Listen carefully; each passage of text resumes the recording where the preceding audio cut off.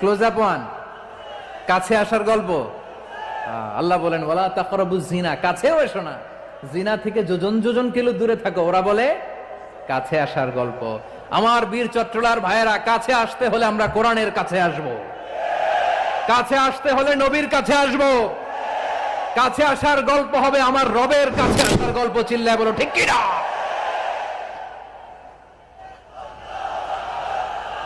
তাহলে অশ্লীলতার সাথে আমাদের কোনো সম্পর্ক?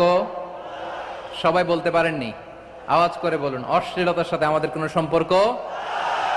আমরা এই সমস্ত ক্লোজ আপ ওয়ান, কাছে আসার গল্পের প্রোগ্রামে যাব? আমরা কোন ধরনের অশ্লীল কন্টেন্ট সোশ্যাল মিডিয়ায়, টিভিতে দেখব